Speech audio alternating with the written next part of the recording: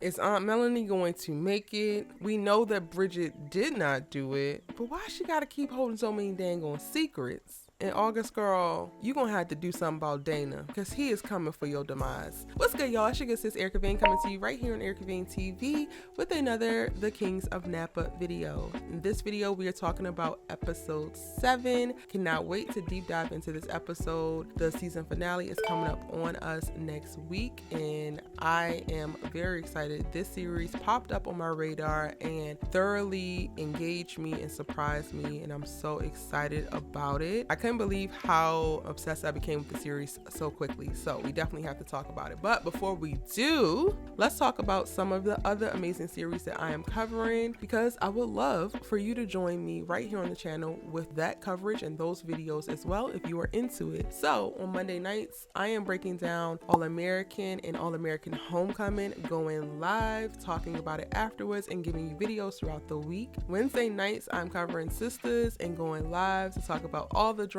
that's happening in ATL with our 4 favorite girls. Also, Snowfall recently premiered, and I am breaking that down every single week. On the weekends, we are talking about Power Book 4 Force. We just came off of an electric season of Power Book 2 Ghost, and you can also find breakdowns for Harlem, Swagger, The Shy, Our Kind of People, Pose, Queen Sugar, Insecure, and more right here on my channel. So please go ahead to youtube.com/ErikaVaneTV, click videos, and scroll through all of the videos so that you can see and connect with any of the other series that you love. But without further ado, let's get back into talking about Kings of Napa.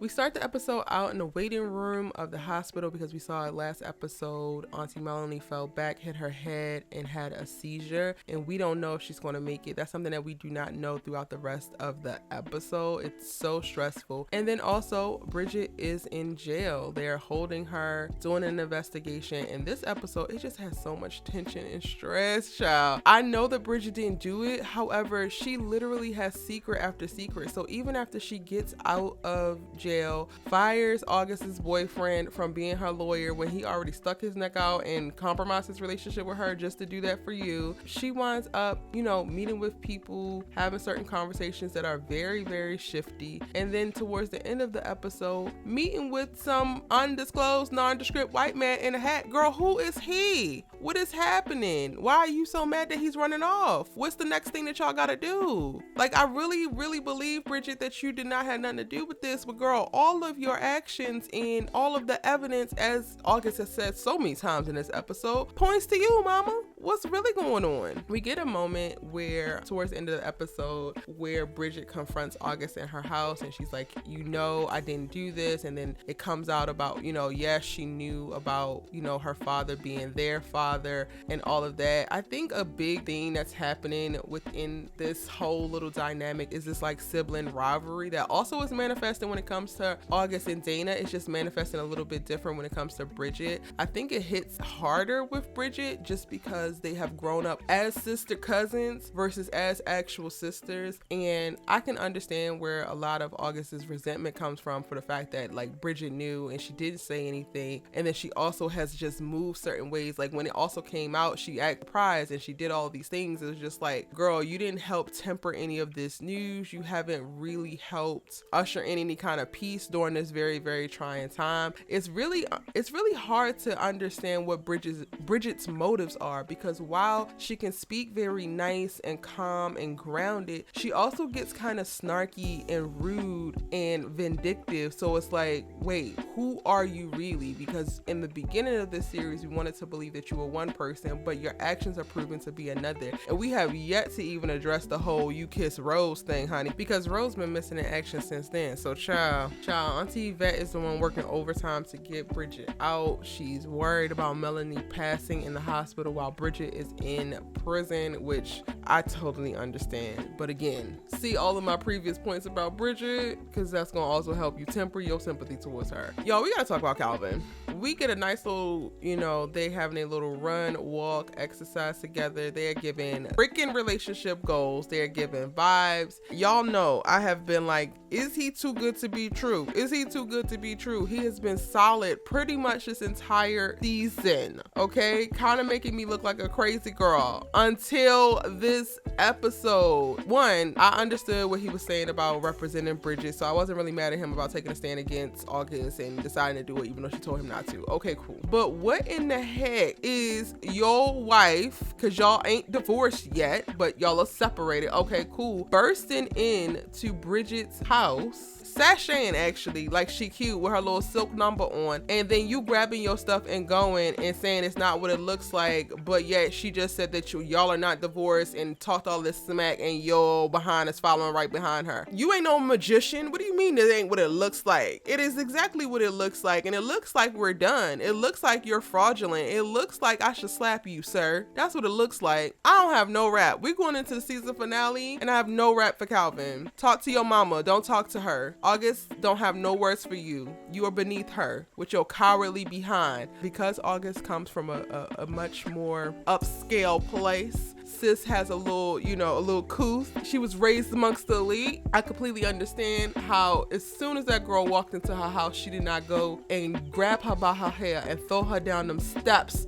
on her front porch. Had Bridgette been there or myself, that would have been definitely what happened. But I digress. I was so disappointed in this scene. Kelvin, we were literally rooting for you, and this is what you do.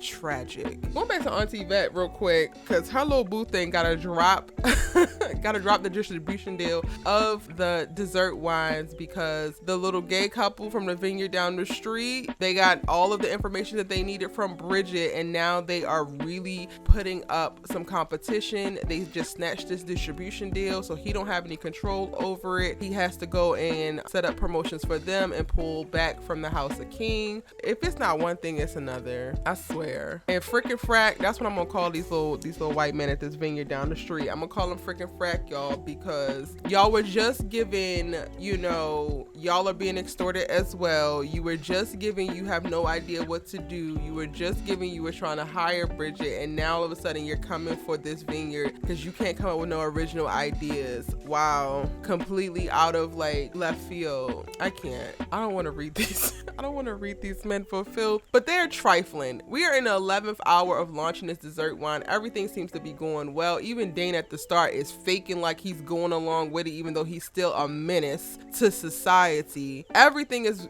just going along swimmingly until it's not. And again, this is another thing that ties to Bridgette. Like, girl, you gave them over the playbook, and I get it. You were pissed and you wanted to get back at the family or whatever, but you also knew that this was your dad before anybody else. So then, girl, how pissed could you have been? Yeah, this is all bad. Honestly, y'all, so much happening in this episode. I don't even know where we're going to go in next episode, but I can't wait to see it. The creatives behind Kings of Napa have truly done an amazing job. They have given us this primetime soapy drama that keeps you wanting more, and I am obsessed. But I would love to know what you think. Let me know in the comment section down below. What did you think of last week's episode 7? What are your thoughts, theories, and predictions for the season finale? I will be replying to all of your comments, and then also join me live tweeting the episode, the season finale, on Tuesday. You can follow me at ericavane.com and use the hashtag Kings of Napa. All right, y'all, be sure to hit the subscribe button, catch up on all of my breakdowns so that you're fully prepared, and make sure that you didn't miss anything throughout this season, and I'll see you in the next video.